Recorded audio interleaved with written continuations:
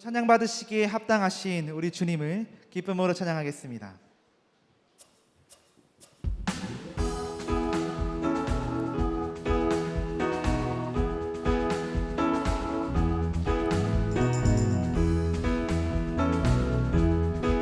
우리 함께 고백합니다. 예수 따라가며 예수 따라가며 복음 순종하며 우리 행할 길 환하겠네. 주를 의지하며 순종하는 자를 주가 늘 함께 하시리라. 우리 2절로 고백할까요? 해를 당하거나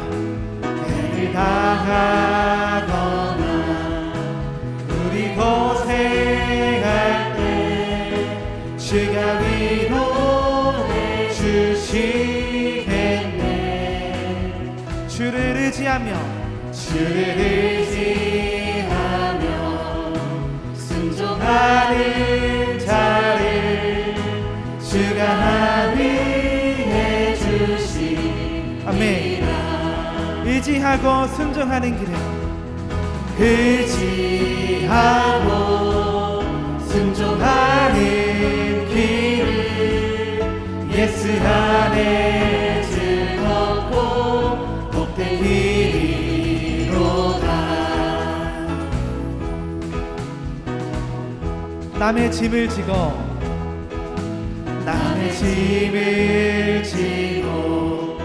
슬픔 위로하면 주가 상급을 주시겠네. 주를 의지하며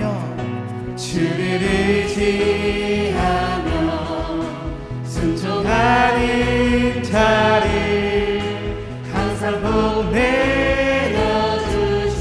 4절로 고백합니다. 우리 받은 것을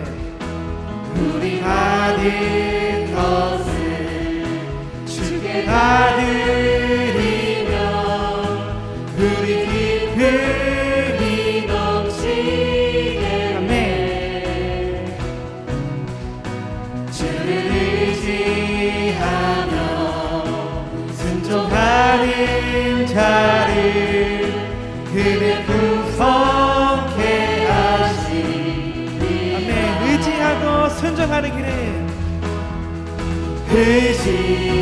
의지하고 순종하는 길을 예수 안에 즐겁고 복된 길이로다. 의지하고 순종하는 길을 예수 안에 즐겁고 복된. 한 번 더 믿음으로 선포합니다. 의지하고 순종하는 길에 의지하고 순종하는 길을 예수 안에 즐겁고 복된 길이로다. 주님을 의지하고 순종하는 길이 참된 복된 길임을 믿습니다. 영광 받으시기에 합당한 주님께 우리 영광의 박수를 드리겠습니다. 아멘. 할렐루야.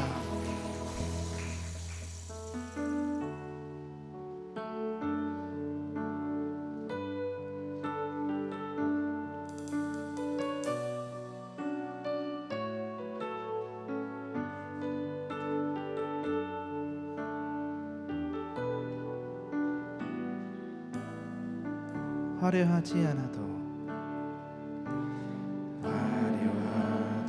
않아도 정결하게 사는 삶, 가진 것이 적어도 감사하며 사는 삶, 내게 주신 작은 힘 나눠주며 사는 삶, 이것이 나의 삶의 행복이라오. 눈물 날 일 많지만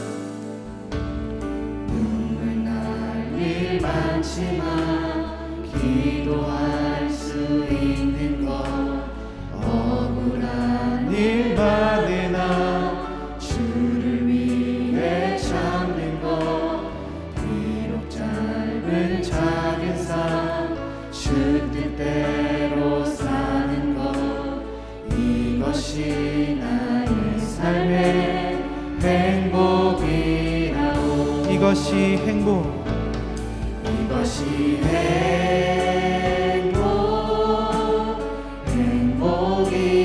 행복이라오 세상에 날 수 없는 하나님 선물 이것이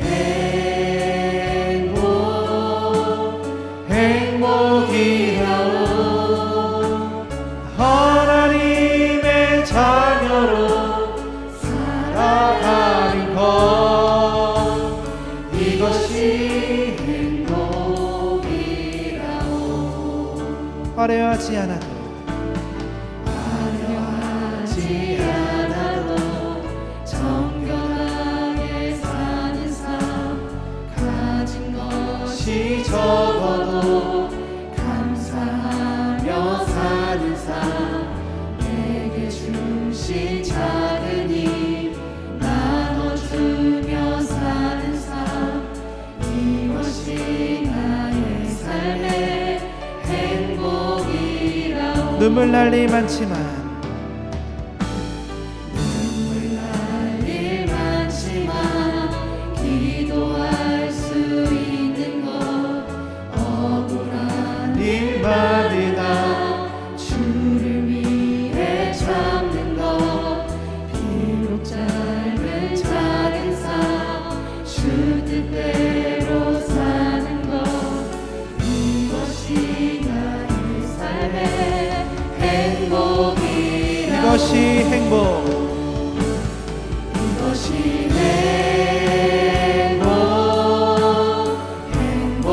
행복이라오 세상에 날 수 없는 하나님 선물 이것이 행복 이것이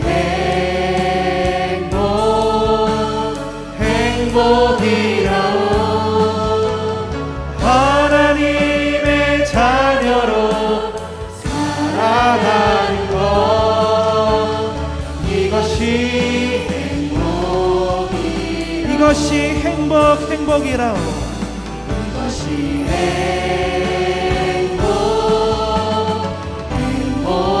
행복이라오 세상에 날 수 없는 하나님 선물 이것이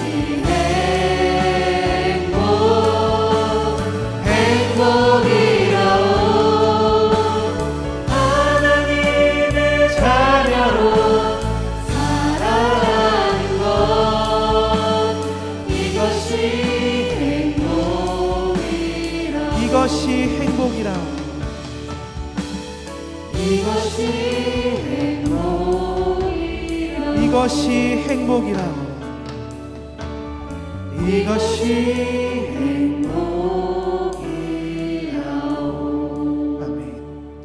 함께 기도하길 원합니다.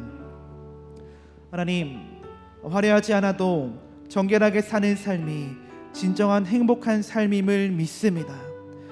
이 시간 세상과는 구별된 모습으로 살아갈 수 있는 용기와 결단이 있기를 소망하며 나아가오니 주님께서 보시기에 더욱더 정결한 삶, 거룩한 삶을 살아갈 수 있도록 우리를 인도하여 주시옵소서.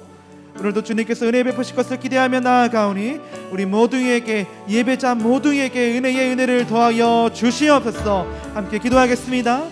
참 좋으신 하나님 아버지, 주님 고맙고 감사합니다.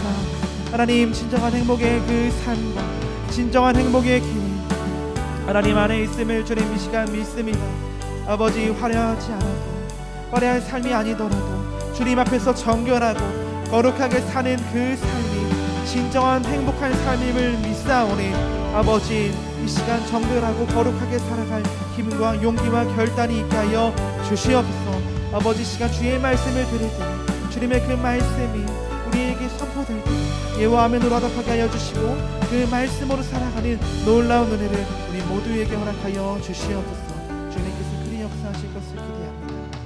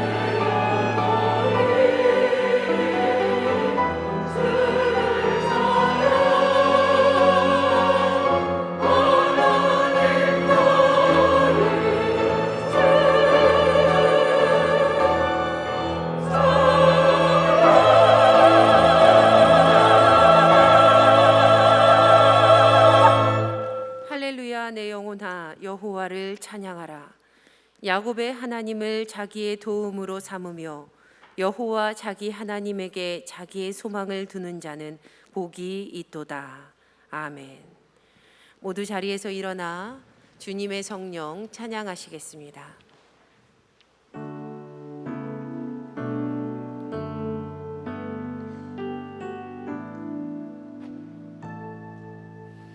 주님의 성령 지금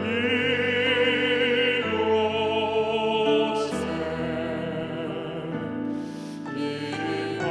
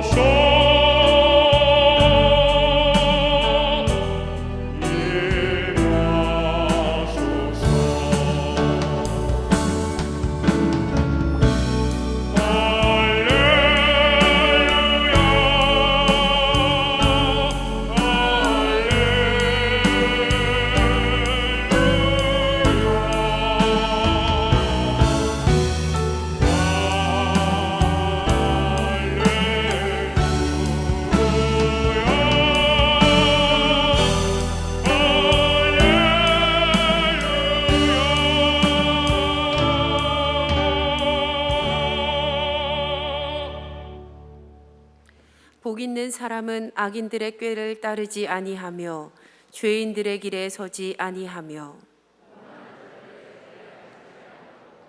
오직 여호와의 율법을 즐거워하여 그는 시냇가에 심은 나무가 철을 따라 열매를 맺으며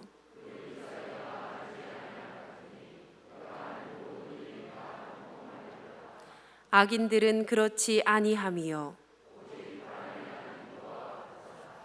그러므로 악인들은 심판을 견디지 못하며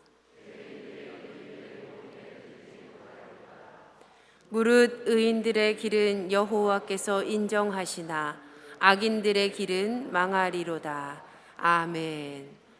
전능하사 천지를 만드신 하나님 아버지를 내가 믿사오며 그 외아들 우리 주 예수 그리스도를 믿사오니 이는 성령으로 잉태하사 동정녀 마리아에게 나시고 본디오 빌라도에게 고난을 받으사 십자가에 못 박혀 죽으시고 장사한 지 사흘 만에 죽은 자 가운데서 다시 살아나시며 하늘에 오르사 전능하신 하나님 우편에 앉아 계시다가 저리로서 산자와 죽은 자를 심판하러 오시리라. 성령을 믿사오며 거룩한 공회와 성도가 서로 교통하는 것과 죄를 사하여 주시는 것과 몸이 다시 사는 것과 영원히 사는 것을 믿사옵나이다. 아멘.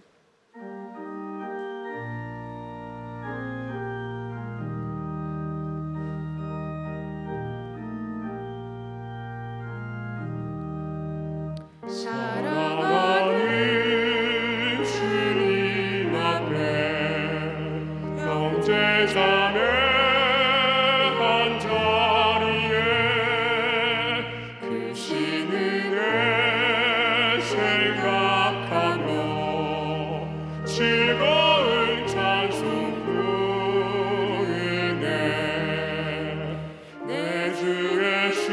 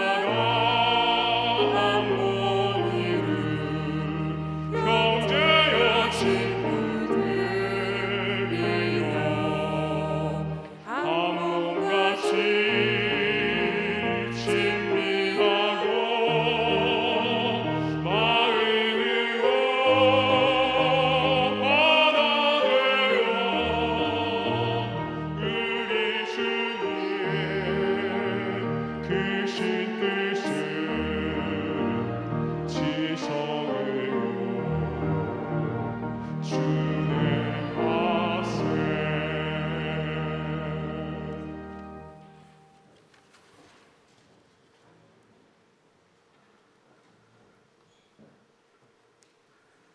이 시간 따스한 성령님이 함께 하시는 새로운 봄을 바라며 나온 저희들에게 경건의 예배를 드리게 하시니 감사합니다.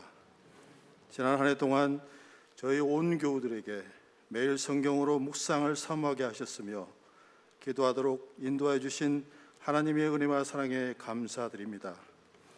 2023년도에는 세대 간의 나눔이 원활해지고 성도 각자의 삶 가운데 구별된 하나님의 백성으로 나아가게 붙잡아 주시옵소서.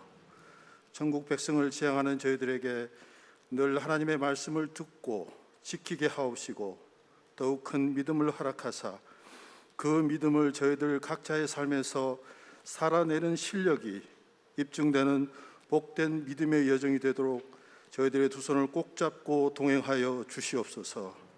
참된 예배의 회복을 원하시는 하나님, 예수 그리스도의 보혈로 정결케 되어 우리 안에 거룩하신 성령님을 모시고 오직 하나님을 예배하는 삶을 살 때 천성을 향해 가는 광야와 같은 이 세상의 삶이 성공적으로 마무리될 줄 믿습니다.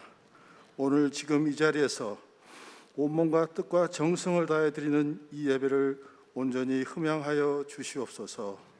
믿음으로 나아가기를 원하시는 하나님, 하나님 보시기에 악한 세대에 충성으로 열매 맺는 믿음과 생명의 주님을 바라보는 믿음, 약속을 신뢰하는 믿음, 불의를 과감하게 떠나는 믿음, 부정을 깨끗하게 하는 믿음을 주시옵소서. 2023년을 새롭게 살기를 원하시는 하나님, 하나님의 의를 가지고 살게 하옵시고 그리스도와 온전히 연합하게 하옵소서.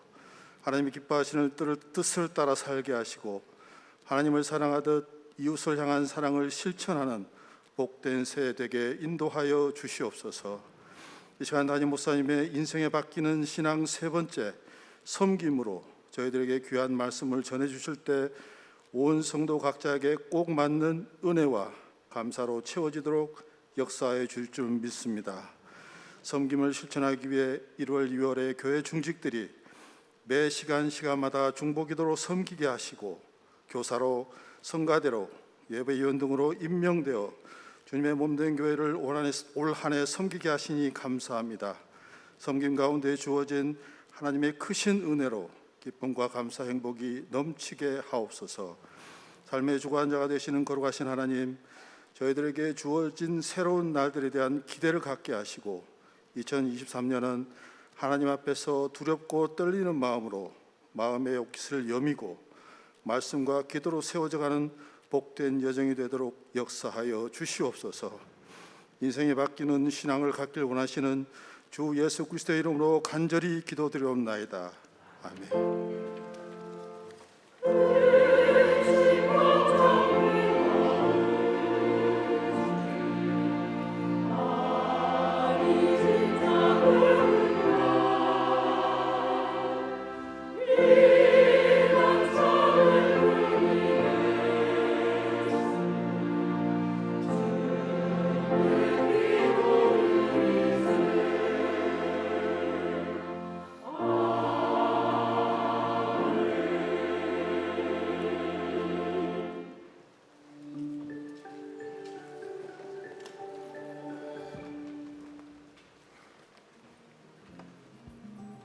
겸손한 마음으로 주님 앞에 나와 예배하며 거룩함을 지키고 순종하며 살아가는 제1교회 성도님들 되시기를 소망합니다. 1월 셋째 주 교회 소식입니다.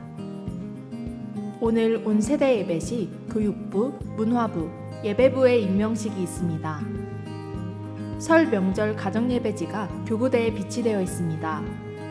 아울러 설 명절 기간 중 새벽기도 차량 운행에 관하여 알려드립니다. 21일 토요일과 23일, 24일 월화는 차량 운행을 하지 않습니다. 이 점 성도님들의 양해 부탁드립니다. 그리스도인의 성품, 지난 이른비 기도회에 은혜가 담긴 기도 봉투를 다시 돌려드립니다. 댁으로 가져가셔서 기도에 응답하시는 하나님의 은혜를 이어가시기를 소망합니다. 배부 장소는 각 교구대입니다. 내일부터 27일 금요일까지 9박 10일간 스페인과 포르투갈로 성지순례를 다녀옵니다. 은혜의 시간, 안전한 시간이 되도록 성도님들의 중보기도 부탁드립니다. 선교회별 원례회가 오늘 1부와 2부 예배 후에 있습니다. 해당 선교회별 장소는 화면과 주보를 확인해 주세요. 신년 교회 장소 예약을 받습니다. 새로 배정된 속회와 선교회별 모임 장소 신청을 다시 해주시기를 부탁드립니다. 신청 장소는 1층 사무실입니다. 1월과 2월 중보기도를 신청한 분들은 1층 중보기도실에서 끊이지 않는 중보기도를 이어가 주세요. 기부금 영수증이 필요한 성도님들께서는 교회에서 보내드리는 단체 문자 링크를 활용하시거나 1층 사무실에서 신청서를 작성해 주세요. 신년 11조 헌금 봉투가 파란색 봉투로 변경되었습니다. 11조 봉투에 금액 표기를 원하지 않는 성도님들은 금액 미표기라고 적어주세요. 의정부 지방의 등급 사경회가 1월 28일 토요일 오전 9시부터 오후 1시까지 우리 교회에서 있습니다. 오늘 성전 꽃꽂이는 박관범 집사님과 최현지 집사님의 결혼기념과 강희진 청년의 생일 감사로 헌화하였습니다. 하나님의 사랑 안에서 늘 강건하고 복된 삶을 누리는 주님의 가정과 자녀가 되시기를 축복합니다. 기타 광고입니다. 성도님들 모두 건강하고 평안한 한 주간 되시기를 소망합니다. 사랑이 넘치는 예수님의 가족 의정부 제1교회 소식이었습니다. 거룩한 주일에 주님 앞에 나와 예배하는 모든 믿음의 가족들을 예수님의 이름으로 축복하고 사랑합니다. 우리 옆에 계신 분들과 인사하겠습니다. 사랑합니다. 반갑습니다. 잘 오셨습니다. 오늘 예배당에 이렇게 들어오다 보니까 우리가 이렇게 광고 시간에만 인사하는 게 아니다. 이미 오셔서 옆에 분들하고 막 악수하시면서 인사하시는 분들이 계시더라고요. 이런 성도의 교제가 우리 안에 계속 있어야 될 줄로 믿습니다. 특별히 지난 주간에 코로나뿐만 아니라 독감으로 지금 오늘 교회에 못 나오신 분들이 꽤 많이 계세요. 제가 이제 주중에는 계속 보고를 받는데 우리 교회 학교에서도 많고 그 다음에 또 우리 선교구에서도 교구마다 지금 가족들 중에 많은 분들이 지금 편찮으신 분들이 계셔서 정말 이렇게 많을까 싶을 정도로 코로나 감염된 분들 혹은 독감에 걸리신 분들이 많아서 참 우리 사역자들도 지난 주간에 좀 아픈 분들이 계셨고 그랬는데 아마 댁에서 예배드리고 계신 분들이 꽤 많이 계신 걸로 알고 있습니다. 우리가 그분들을 좀 축복하는 마음으로 다 같이 손을 좀 드시고 인사했으면 좋겠습니다. 사랑합니다. 사랑합니다. 아멘. 오늘 또 갑자기 전기가 나가서 찬양 중에 여러분들이 조그만 글씨로 나오는 화면을 보셨죠? 그게 이제 여러분들은 잘 못 보시지만 우리가 지금 예배 드리는 장면을 우리는 큰 악보로 보지만 저희 위에 뒤에 방송실에서 그거를 우리가 아까 본 그 화면으로 밖으로 송출하고 있는 중입니다. 마치 그 TV에서 보는 것처럼 그렇게 하고 있는데 그렇다 보니까 지금 우리가 이쪽으로도 영상을 송출하고 밖으로도 따로 송출하고 그러다 보니까 일하는 사람들이 많아요. 수고하고 애쓰신 분들이 많은데 오늘도 전기 나간 김에 우리 안 보이는 곳에서 우리 대신 수고하고 계시는 분들을 우리가 축복하면서 감사의 박수 한번 했으면 좋겠습니다. 감사합니다. 감사합니다. 오늘 저녁에는 교육부, 문화부, 예배부 임명식이 있습니다. 또 우리 한 해 동안에 열심히 최선을 다해서 봉사하고 헌신하자는 의미로 우리가 함께하는 시간인데 관련된 분들은 다 같이 오셔서 임명 받으시고 또 헌신의 시간, 또 헌신을 다짐하시는 그런 시간이 되었으면 좋겠습니다. 이제 설 명절 기간 가정 예배지가 나왔습니다. 가정 예배지가 올해는 좀 디자인 회사에서 공개한 그런 디자인을 저희가 가지고서 좀 더 예쁘게 만들었는데요. 수고하고 애썼는데 어제 우리 새로 오신 전도사님 백성욱 전도사님이 열심히 만들었는데 제가 어제 뭐 설교 준비다 또 우리 연회에 교사 대회 강사로도 갔다 오고 그래서 바쁘다 보니까 이게 오타 체크를 제가 못했어요. 그런데 잘 못 찾으실 수도 있는데 읽다 보시면 틀린 문장이 있습니다. 하나 있어요.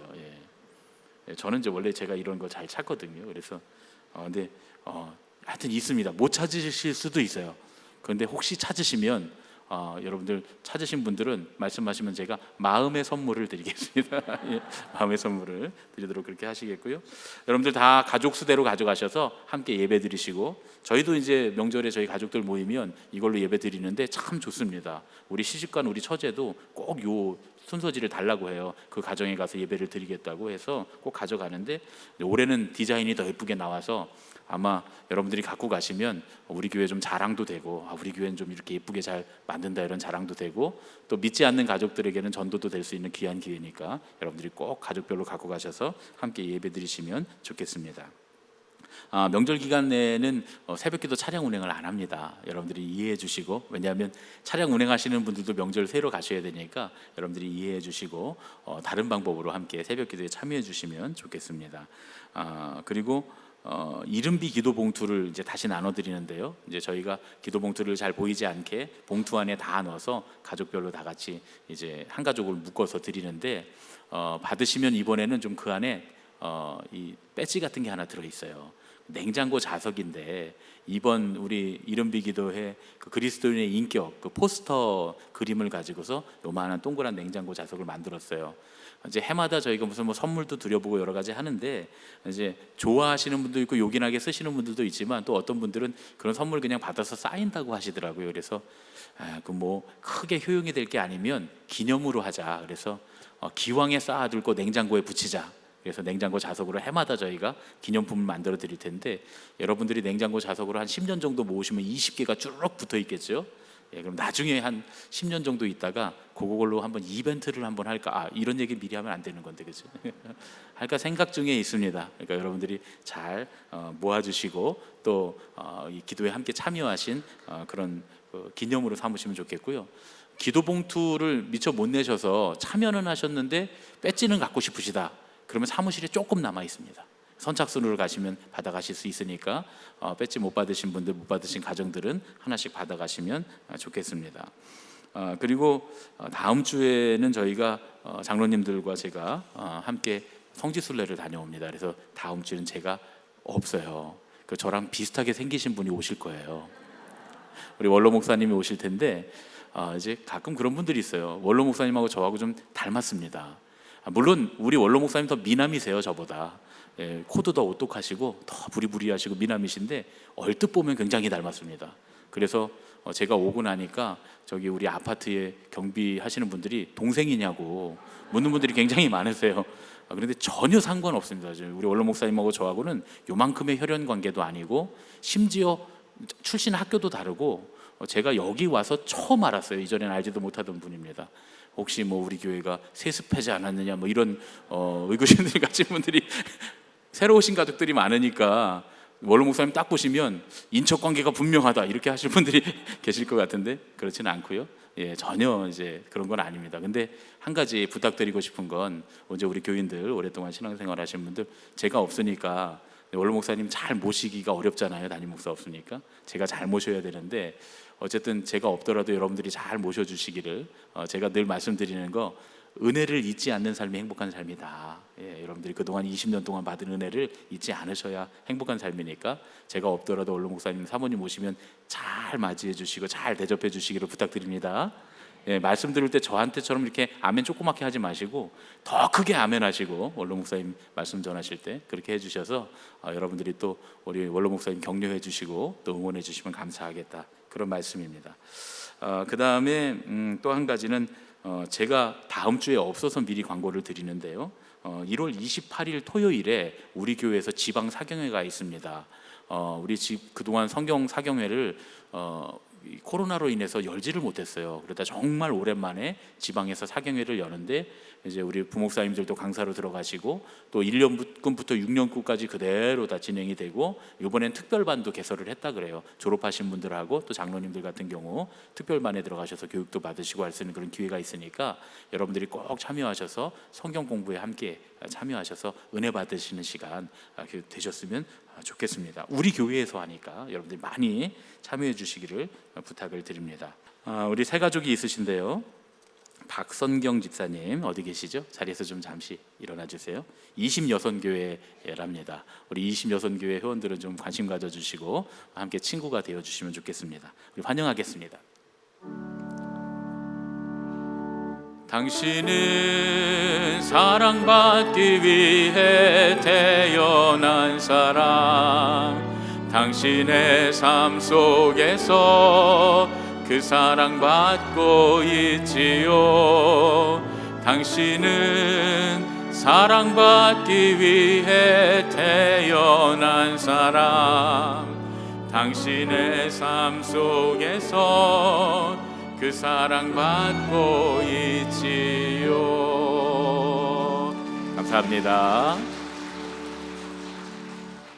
이제 오늘 우리에게 주시는 하나님의 말씀을 함께 듣겠습니다.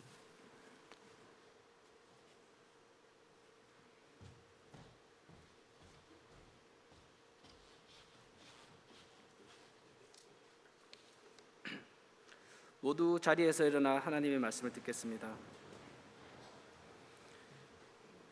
오늘 우리에게 주시는 하나님의 말씀은 빌립보서 2장 4절 말씀입니다. 각각 자기 일을 돌볼 뿐더러 또한 각각 다른 사람들의 일을 돌보아 나의 기쁨을 충만하게 하라. 이는 우리에게 주시는 하나님의 말씀입니다. 아멘.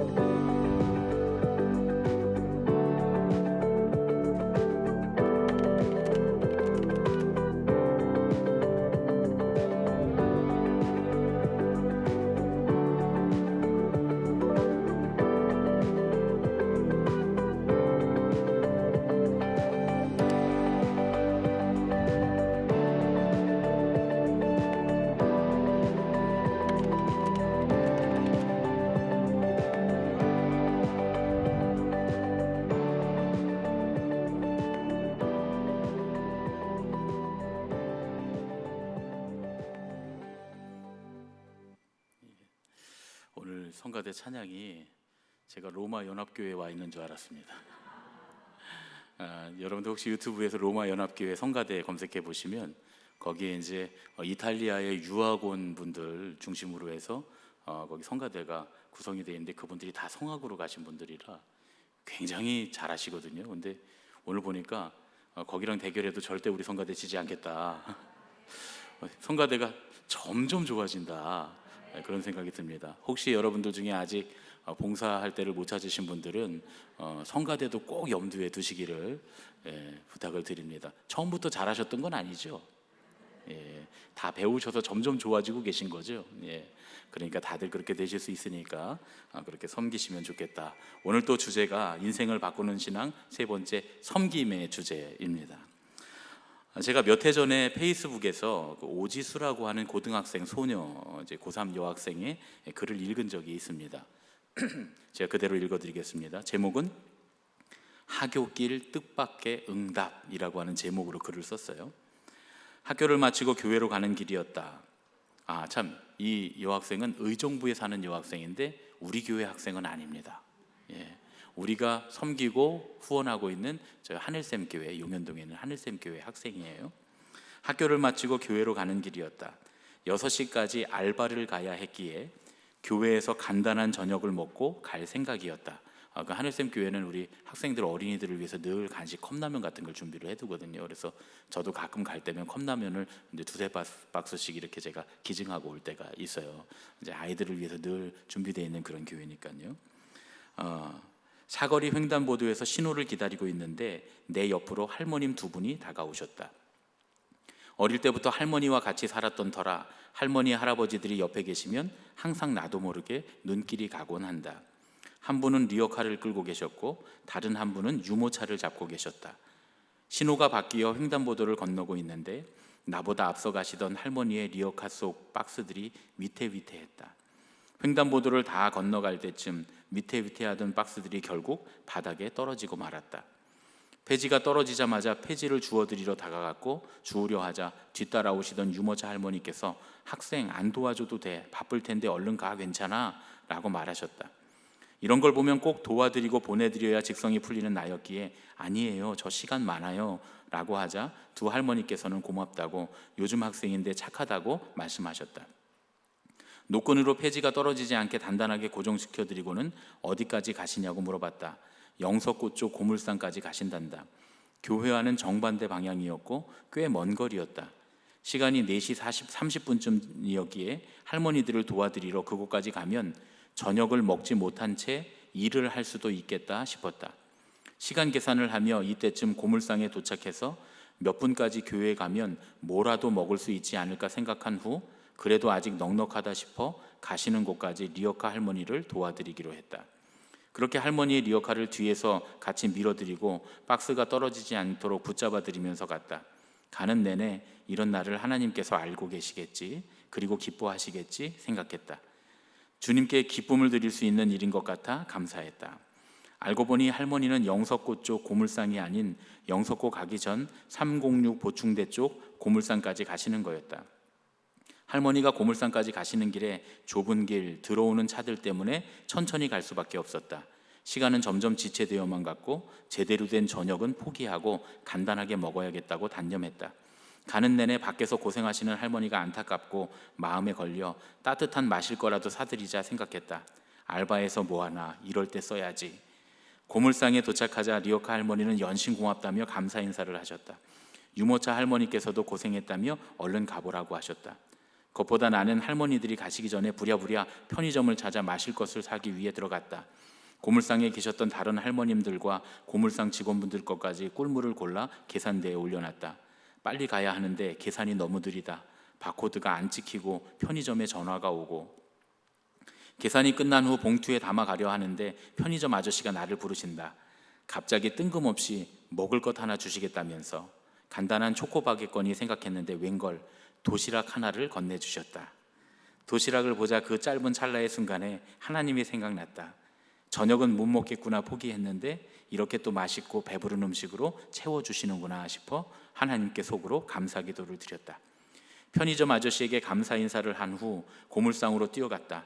리어카 할머니와 유모차 할머니, 고물상 직원들, 폐지를 주워오신 다른 할머니들에게까지 한 분 한 분 고생하신다고 드시고 힘내시라고 손에 꿀물을 쥐어 드리는데 다들 손이 성치 않으시다. 손이 새까매지신 할머니, 손이 너무나 상해 까끌하신 할머니, 그런 손을 잡아드리는데 너무 마음이 아프고 이런 것밖에 못 사드려서 죄송했다. 아무것도 아닌 얼마 안 하는 꿀물인데도 고맙다며 기뻐하셨다. 꿀물을 받은 할머니 중엔 할렐루야 하며 말하신 분도 계셨다. 참 감사한 일이다. 할머니들께 작은 도움이라도 되어드릴 수 있어 감사했고, 주님께서 굶주린 내 배를 채워주시기 위해 도시락을 주셨고, 또 그걸 먹을 수 있는 시간까지 허락해 주셨다. 이런 주님의 뜻밖의 응답을 통해 오늘도 주님은 나와 함께 하시고 내가 하는 모든 일을 지켜보시는구나. 내가 선한 일을 할 때에 주님께서는 그에 맞는 응답을 주시는구나. 오늘 하루도 나와 동행해 주신 주님께 감사드립니다. 이런 글이었습니다. 리고렌 목사님의 책 목적이 이끄는 삶을 보면 크리스천이 꼭 선택해야 할 것이 있다고 우리에게 말씀을 합니다. 세속적인 크리스천, 월들리 크리스천으로 살 것인가, 아니면 세계적인 크리스천, 월드 클래스 크리스천으로 살 것인가 결정을 해야 된다고 말씀을 합니다. 사실 이건 더 나은 신앙의 삶과 아주 밀접한 관련이 있습니다. 무엇을 선택하느냐에 따라 우리의 인생이 바뀔 수도 있기 때문이라는 것이죠. 교회에 아무리 열심히 다녀도 하나님을 알기 전에는 하나님의 일에 관심이 없다는 거예요. 그리고 하나님의 마음도 알 수 없다는 겁니다. 그래서 소위 종교적인 교인들은 교회를 다니면서도 끊임없이 자기 자신의 관심을 채우는 데만 열심을 낸다는 겁니다. 하나님 앞에 나온다고 하면서도 여전히 관심이 자기 자신이라는 거죠. 그렇게 신앙생활을 하는 사람들은 교회에서도 늘 자기 마음에 들어야 하고, 늘 자기를 인정해 주어야 하고, 자기 마음에 드는 일이 아니면 참석하지 않는다는 겁니다. 자신에게 도움이 되는 일에는 얼굴을 보이지만 자기 자신을 내려놓고 자기 자신의 자존심을 희생하는 일에는 잘 보이지 않는다는 거예요. 신앙생활에서도 자기 자신이 우선이기 때문에 늘 편안한 것만 추구한다는 겁니다. 그런데 이런 상태에서는 예수님을 믿어도 삶이 바뀌지 않는다는 거예요. 우리가 하나님을 믿기는 하지만 내 문제만 해결하기에도 너무 버겁다고 생각하고 있기 때문에 이 세상 속에서 하나님을 믿는 것이 늘 유혹과의 싸움이라는 겁니다. 대부분의 경우에는 세속적인 생각으로 인해서 패배자가 되어서 주일의 교회를 찾아온다는 거예요. 이런 사람들을 리고렌 목사님은 세상적인 그리스도인, 월들리 크리스찬이라고 부릅니다. 하지만 세계적인 크리스찬, 월드 클래스 크리스찬들은 하나님께 부름을 받고 구원받은 사람으로 살아가는 사람들이라는 거예요. 진정한 삶의 목적이 무엇인가를 생각한다는 거죠. 이들의 관심은 자기 자신의 편안함과 욕심을 추구하는 것이 아니라 하나님이 나를 어떻게 쓰실까, 거기에 초점이 맞추어져 있다는 겁니다. 그래서 자기 자신이 쓰임받는 일에 기꺼이 순종한다는 거예요. 내가 얼마나 편안하고 누가 나를 인정해 주는가, 누가 나를 알아주는가, 이 일이 내 성격에 얼마나 부합되는 일인가, 이런 것에 대한 관심보다는 하나님이 나를 사용하신다, 하나님 나를 쓰신다는 사실 자체가 훨씬 중요한 사람들, 그런 사람들이 월드 클래스 크리스찬이라는 겁니다. 이런 사람들의 신앙생활은 사람의 삶을 바꾸는 능력이 있다는 거예요.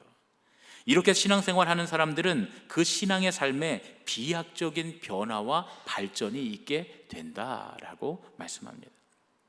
신앙을 가진 우리에게 더 나은 인생이란 건 뭐냐? 하나님께서 원하시는 것을 아는 인생입니다. 그게 바로 더 나은 인생이라는 것이죠. 그렇다면 하나님께서 내게 원하시는 삶은 무엇일까? 오늘 본문에서 사도 바울이 아주 명확하게 우리에게 말씀합니다. 우리 함께 읽겠습니다. 시작. 각각 자기 일을 돌볼 뿐더러 또한 각각 다른 사람들의 일을 돌보아 나의 기쁨을 충만하게 하라. 아까 그 고3 소녀가 하나님 나 보고 계시겠지, 하나님 기뻐하시겠지 라고 말한 것처럼 하나님의 기쁨을 충만하게 하는 일은 바로 돌보는 삶이다. 이렇게 사도 바울이 우리에게 말씀합니다. 돌보는 삶이란 말은 다시 말하면 섬기는 삶이라는 뜻입니다. 우리가 더 나은 인생을 살려고 한다면 돌보는 사람, 섬기는 사람이 되어야 한다라는 말씀이죠. 세계 월드비전의 회장이었던 리처드 스턴스가 그 구멍난 복음이라고 하는 책에서 이런 말을 합니다. 100년이 지난 뒤에 역사가들이 지금의 시대를 돌아본다면 34만 개의 교회가 있었던 미국에 대해 어떻게 기록하겠습니까? 미국의 교회가 현 시대의 엄청난 도전들, 질병, 가난, 굶주림, 테러리즘, 전쟁에 어떻게 대응했다고 기록하겠습니까?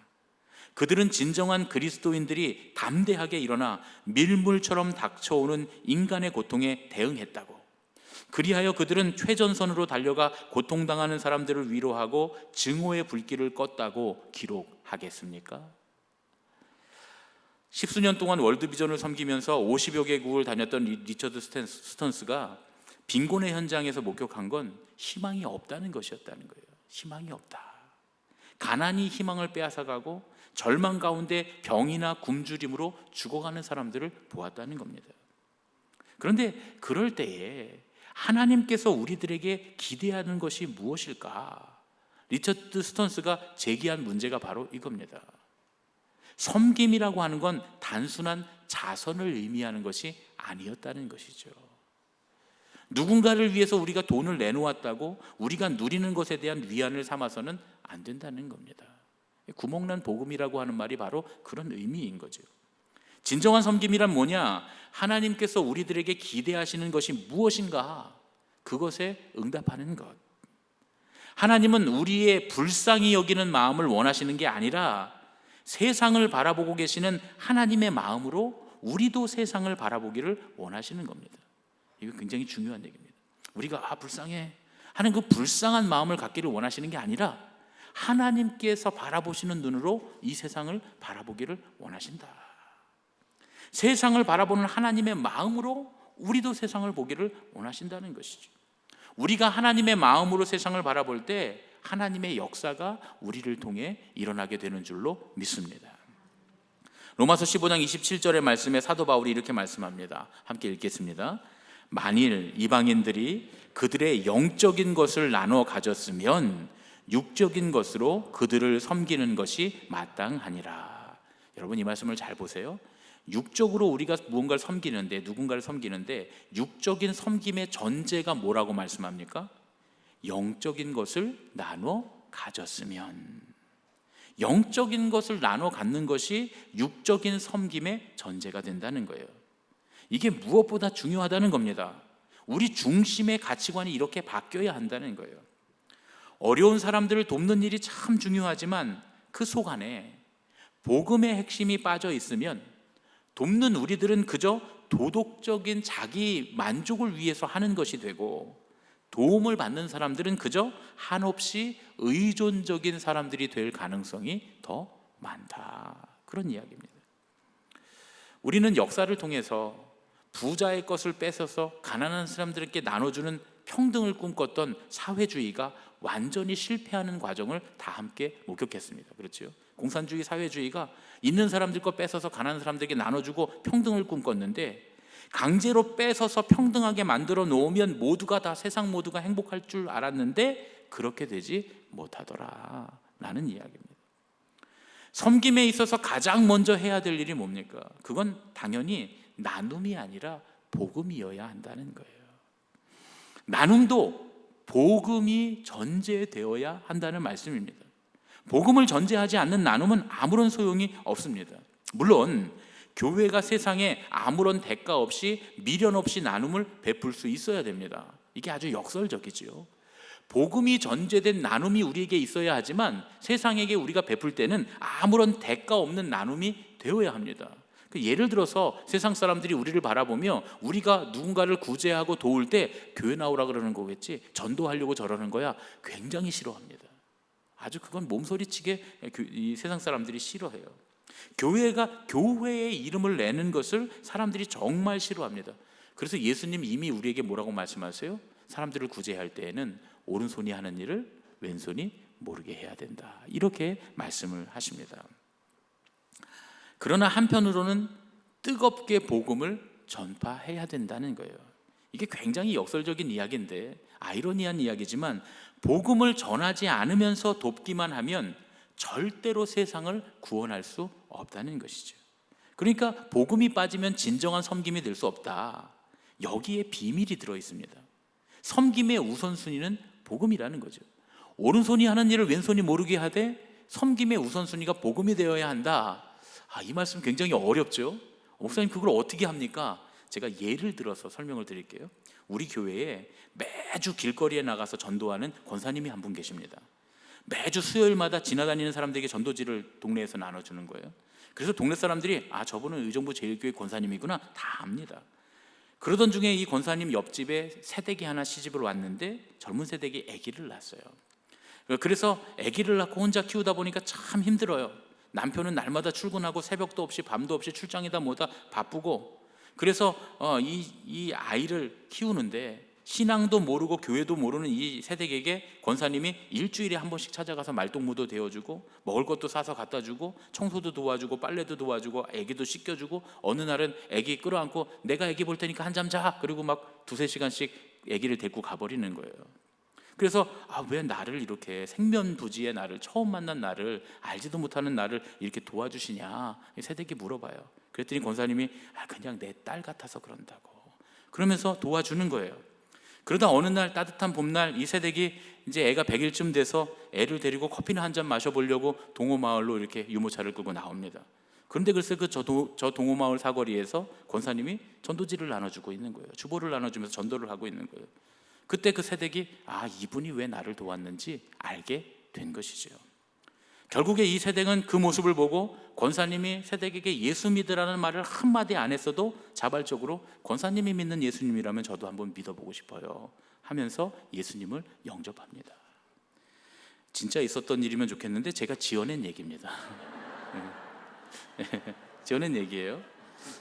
지어낸 얘기인데 감동적이죠. 있었으면 참 좋겠죠. 저도 부흥회 가서 이런 간증할 수 있으면 정말 좋겠습니다. 근데 전혀 근거 없는 얘기는 아니고요. 이런 비슷한 이야기를 제가 전에 전도사 때 우리 아동부 부장 선생님이 저한테 얘기를 해줬어요. 우리 그 권사님이 그 교회에 나오게 된 이유가 뭐냐. 그 위층에 사는 권사님이 계셨는데 애를 키우는데 내려와 갖고는 이것저것 도와주고 애를 한 3시간씩 데리고 가버린다는 거예요. 한잠 자, 내가 애긴 내가 볼게. 그리고 데리고 가시더라고요. 그 권사님 너무 고마워서 그 교회에 나오게 됐다는 거예요. 원래 신앙은 있었던 분인데 말이죠. 그 좀 다른 이야기긴 하지만 비슷한 얘기죠. 우리가 사람들에게 도움을 주기 시작하면 사람들은 처음에는 도움을 받으면서 감사한 마음을 가져요. 그런데 그 받는 도움이 이내 일상이 되어버립니다. 결국 의존적인 사람이 되고 마는 것이죠. 그때부터는 감사도 사라지고 맙니다.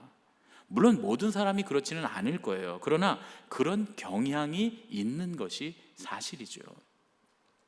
미국에서 있었던 아주 유명한 $10 실험이라는 게 있습니다. 그게 뭐냐면 한 달 동안 이제 실험하는 사람들이 매일 한 동네를 걸어가면서 집마다 현관 앞에 $10짜리를 놓고 가는 거예요. 미국에 이제 그 시골이나 이런 동네들 가보면 집들이 이렇게 빌라들이, 그러니까 우리 말로 하면 단독주택들이 쭉 길을 중심으로 해서 양쪽으로 쭉 늘어서 있잖아요, 그렇죠? 이제 그게 한 마을이거든요. 보통 가면 이제 그 마을 안에 사람들이 사는 주거지는 그렇게 돼 있고 그 옆에 뭐 농장도 있고 뭐도 있고 이렇게 학교도 있고 다 그렇게 되어 있습니다.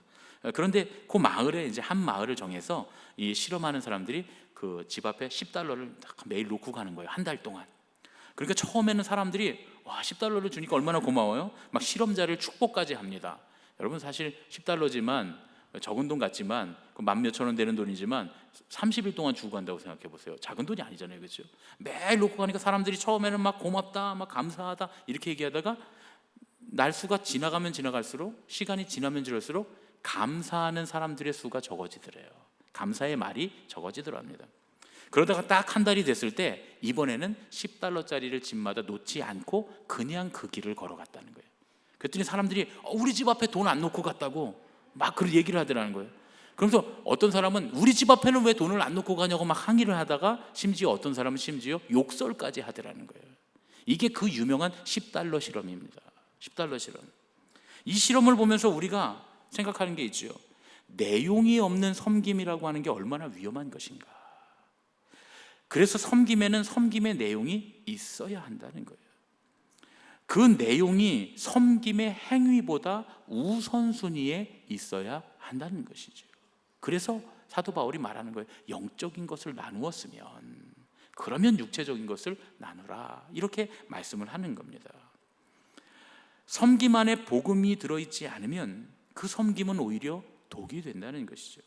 만일 복음이 없이 우리의 섬김의 행동만 있다면 나중에는 섬김을 받는 사람이나 섬김을 받는 사람들도 섬기는 사람에게 의존적이 될 뿐이라는 거예요. 그러나 그 이유가 신앙이라고 하는 사실을 깨닫고 자신도 복음의 은혜를 알게 되면 자기도 또한 섬기는 사람으로 살게 될 줄로 믿습니다. 이제 여기서 제가 하늘샘 교회 전홍재 목사님의 페이스북에서 같은 날 본 글을 읽어드릴게요. 하늘샘에 와서 아이들을 만날 때 가장 어려웠던 점은 신앙과 일도 상관없는 가정에서 자란 아이들에게 어떻게 하면 예수님을 전할 수 있을까? 어떻게 예수님의 사랑을 날마다 기억하며 전하는 삶을 살도록 할 수 있을까? 였습니다. 아무리 수련회 때 맨 앞에서 목청 터져라 찬양을 부르고 눈물 콧물 흘려가며 목이 쉬도록 기도하고 주일 예배며 봉사며 한 번도 빠지지 않더라도 청소년 시기가 지나가고 청년이 되고 조금씩 세상에 부딪히고 넘어지면서 뜨거웠던 젊은 날의 신앙은 과거의 것으로 겨우겨우 주일 출석 그마저도 힘겨워하는 오늘의 신앙을 유지하는 모습들을 많이 보면서 참 안타깝고 힘들었습니다. 신앙의 가정에서 태어나 다 갖추어진 교회와 교육자와 함께 신앙생활을 해도 이럴진데 과연 하늘샘의 아이들에게는 어떤 신앙을 가르쳐 주어야 할까 고민이 깊었지요. 그래서 한 가지만 강조하기로 마음을 먹고 교회의 신조와 강령을 이렇게 정했습니다. 삶의 그리스도를 드러내라. What would Jesus do? 예수님이라면 어떻게 하셨을까? 매 예배 때마다 같이 밥 먹고 놀 때마다 수련회를 가고 봉사를 갈 때마다 아이들에게 행동으로 증명하는 신앙의 삶을 살자고 늘 부탁하고 또 저도 그렇게 살기 위해 애를 많이 썼는데 중2 때 처음 만나 어느새 고3이 되어 5년간 한 번도 변함없이 교회를 지켜주고 있는 사랑하는 하나님의 딸 오지수의 간증이 저를 살아가게 만듭니다. 작은 씨앗을 심었는데 이제 작은 열매들이 하나씩 열리네요. 감사하고 뿌듯하고 행복하고 자랑스럽습니다. 나는 포도나무여 너희는 가지라. 그가 내 안에 내가 그 안에 거하면 사람이 열매를 많이 맺나니 나를 떠나서는 너희가 아무것도 할 수 없습니다. 너희가 열매를 많이 맺으면 내 아버지께서 영광을 받으실 것이요 너희는 내 제자가 되리라. 의정부 하늘샘 교회는 용현동에 우리 가까이 이웃에 있는 교회인데 교인이 한 100명 남짓 모이는 교회입니다. 근데 어른들은 한 25명, 애들이 청소년 아이들이 한 80명 정도 모이는 교회예요. 예전에 저녁 예배 때 한번 와서 이제 설교를 했던 적이 있어서 기억하시는 분들이 계실 텐데 처음에는 이제 상가 건물만 있던 그것도 새로 월세로 얻어서 하던 그런 교회인데 그 교회에 이제 목사님과 가족들이 이제 목회를 나온 거예요. 그러니까 작은 미자립 교회 그 목사님 가족만 있는 그런 작은 교회였습니다. 처음에는 그 2,000장의 전도지를 찍어서 전도를 하러 계속 길거리 다니는데 참 자괴감이 들더라는 거예요. 받아주는 사람도 없고 그 전도지를 보고 찾아오는 사람도 없고 그렇게 전도를 하다가 교회 뒷골목에서 담배 피고 놀고 있는 아이들을 보고서 니네 저기 교회 가서 게임할래? 그래갖고 데리고 가서 교회 컴퓨터로 게임하게 해준 것이 시작이 되어서 거기 아이들이 이제 모이기 시작합니다. 그 아이들이 한 19명 모일 때부터 제가 철원에 있을 때부터 그 교회를 후원을 했는데 지금은 어느덧 한국 교회에 청소년 사역의 모델을 제시하는 교회가 됐어요. 우리 한국 교회 청소년 사역자 중에서는 제일 많이 불려다니는 그런 강사 목사님이 되었죠.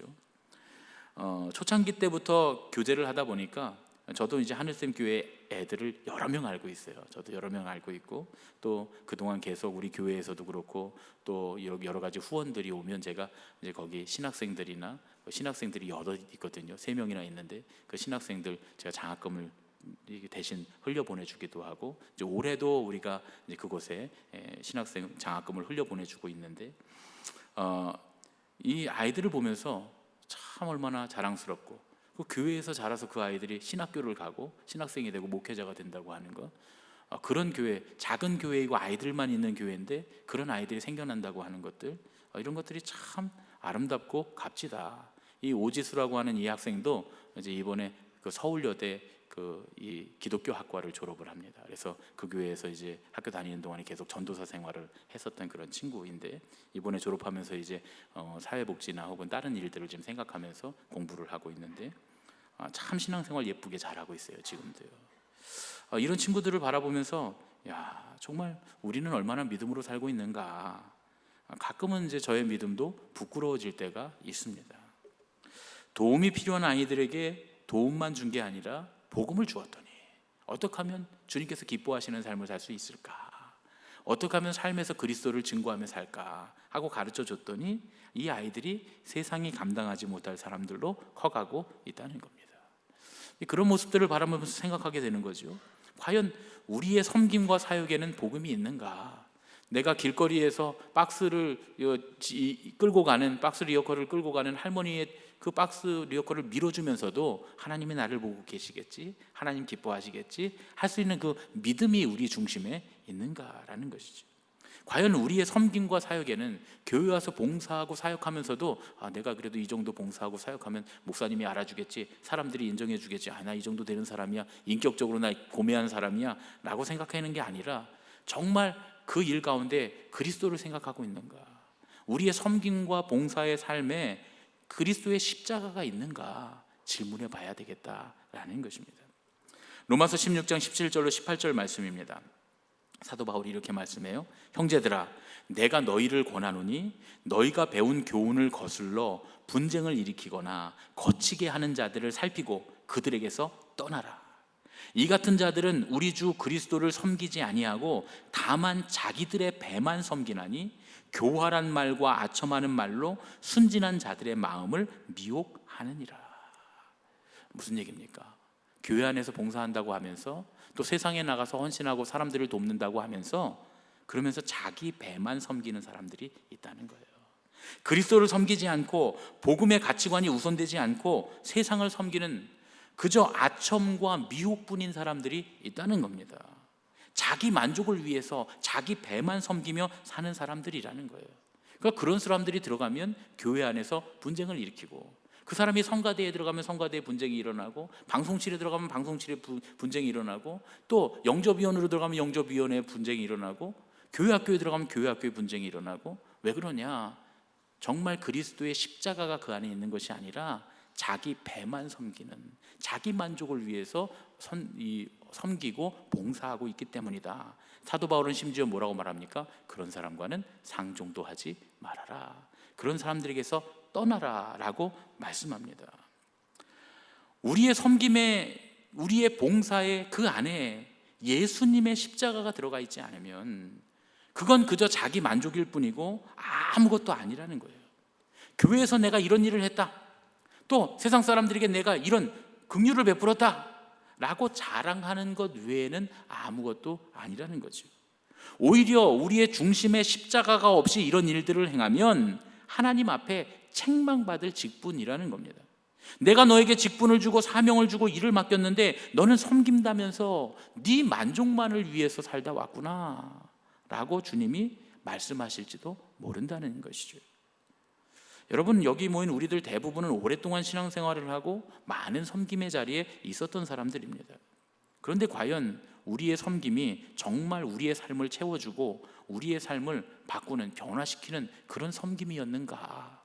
다시 한번 생각해 봐야 되겠습니다. 내 중심으로 다른 것들을 바꿔가는 게 아니라 그 섬김이 내 삶을 바꾸고 내 삶을 채워주고 나의 마음에 진정한 하나님께서 주시는 만족으로 채워주고 있는가?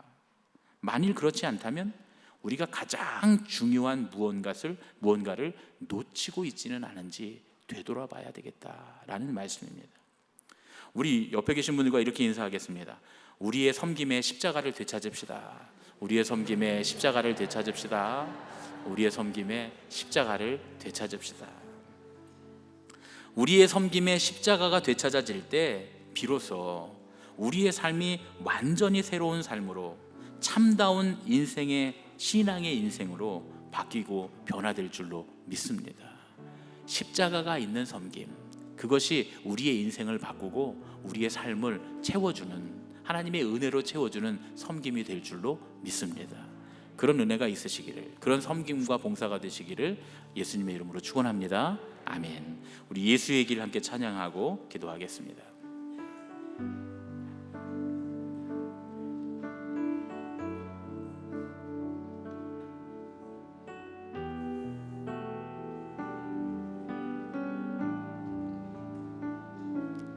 안개 속에서 주님을 보내 아무도 없을 것 같던 그곳에서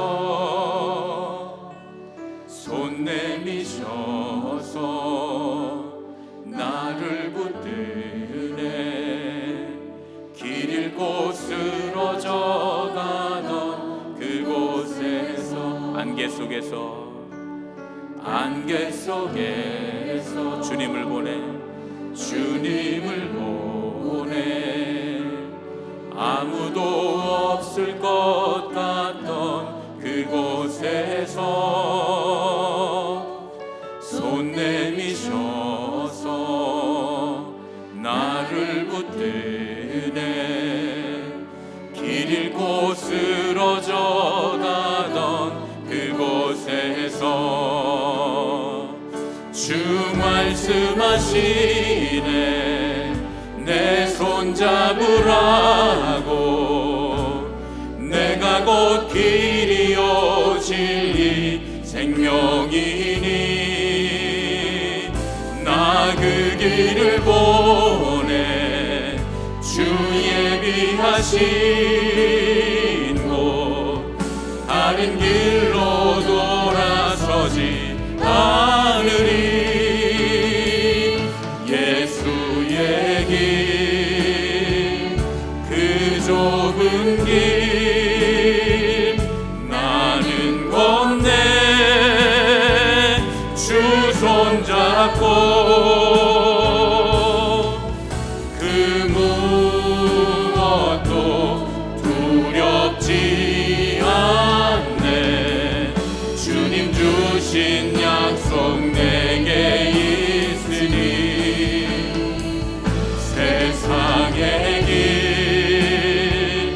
그 험한 길 승리하네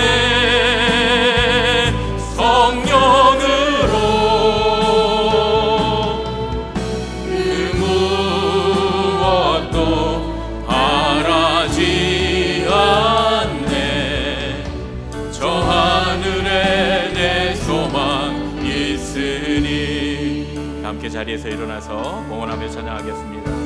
안개 속에서 주님을 보내 안개 속에서 주님을 보내 아무도 없을 것 같던 그곳에서 손 내미셔서 나를 붙드네 길 잃고 쓰러져 가던 그곳에서 주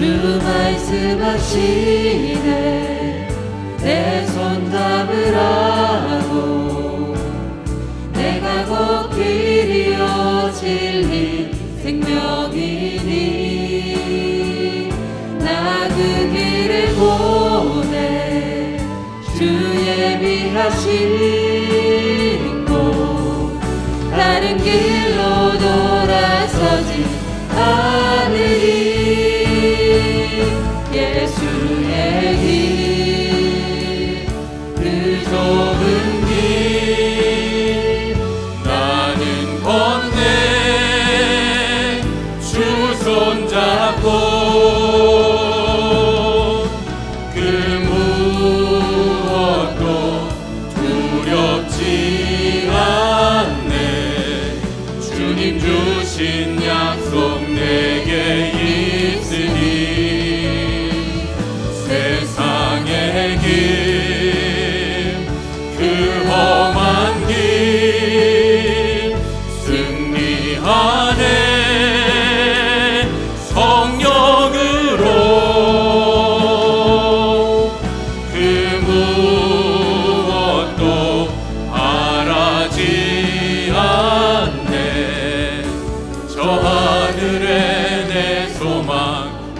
있으니. 우리를 사랑하셔서 우리의 인생을 바꾸기 원하시는 하나님 아버지, 주님께서 우리를 채워진 삶으로 인도하시니 감사드립니다. 주님, 우리의 섬김이 십자가를 회복하기를 소원합니다.